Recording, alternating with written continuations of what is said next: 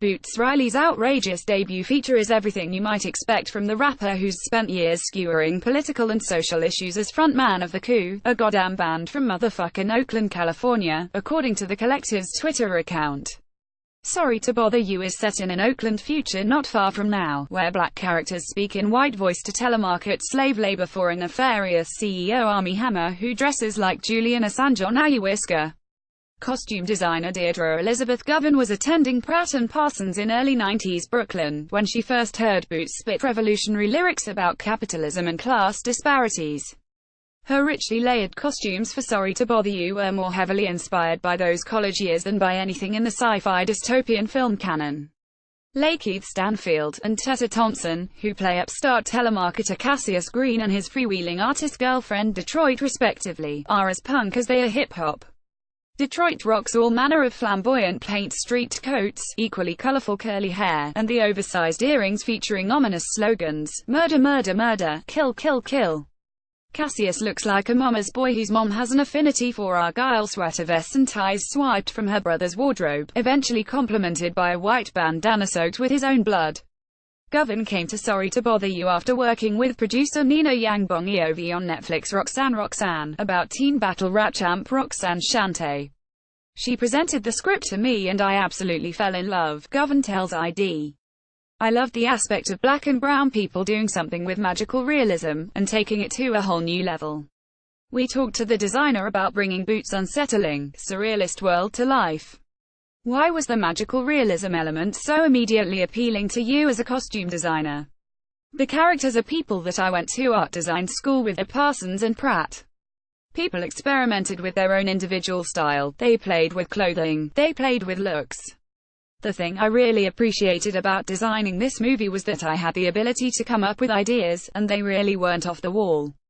They were in tune with the characters. It looks like Cassius' mother might have dressed him, not part of that arts crowd.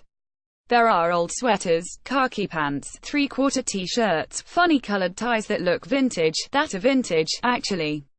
Detroit, as an artist, she is the designer of her own style. She was very true to her spirit as a fine artist. The earrings were a part of her look but they could not trump her look. You have to find a balance. Those earrings are completely outrageous. Did you design them yourself? The earrings are called out in the script. So in Boots' mind, he had this idea of a woman who's an artist, and had these earrings. As costume designers, our job is to come up with ideas for how to get that message across. We went to different artisans and craftspeople to create the pieces. We called in a graphic designer and I had him draw out some earrings, then I went out and had them fabricated. Everything about the earrings is a marriage of big ideas and my ability to take those ideas, distill them down, and come up with something very powerful that makes sense for the characters. One of Detroit's other memorable statement pieces is a t-shirt reading, "The future is female ejaculation." It's kind of Instagram famous already, laughs. Yes, it's from a store in New York called Otherworld. They have a lot of graphic and memorabilia shirts. I was shown a couple of them and I just thought they were so appropriate for the character. They really spoke to Detroit's look and what we wanted to portray. That was it. It was just dumb luck, in a way, to find something that was so perfect and appropriate.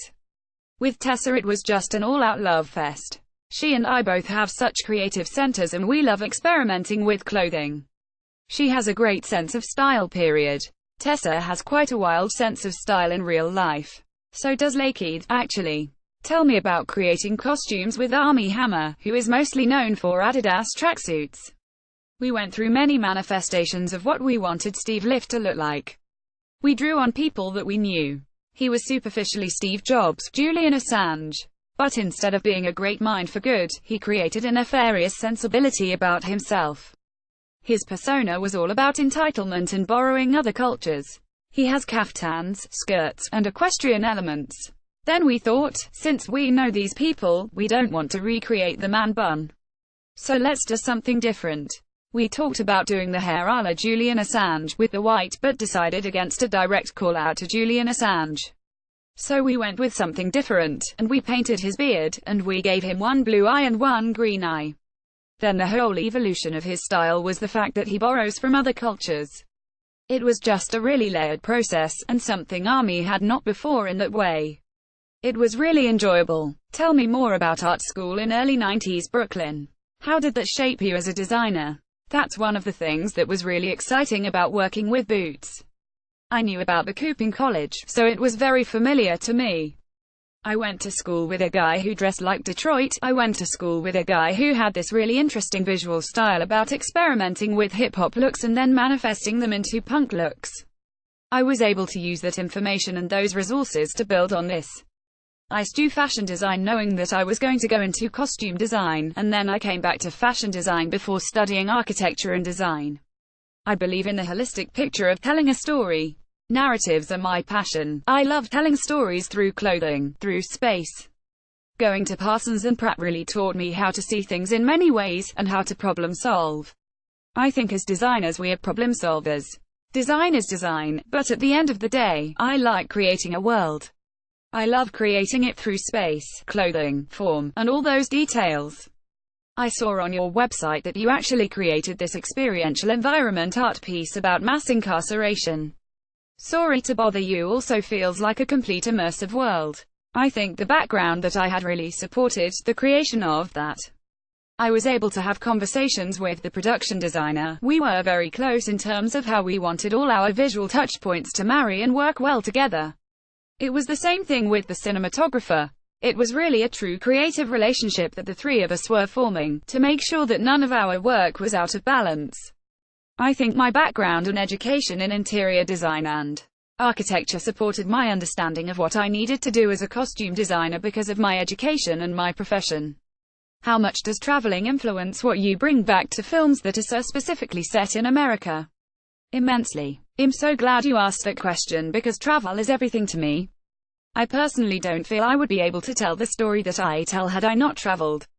I think I've been to around 27 countries, and my ability to see, my ability to take different perspectives, to see culture and then translate that as a designer, it has helped me immensely. I did a fellowship in Tibet, so I was in China and Tibet for 3 months. Traveling through that region and going to the Dalai Lama's palace, seeing the paintings and tapestries and the colors. Living in France on and off for 7 years has also influenced me a great deal, especially in terms of how I see fashion. I try to leave the country as much as I can, not because I want to get out, but because I have a desire to explore and broaden my mind.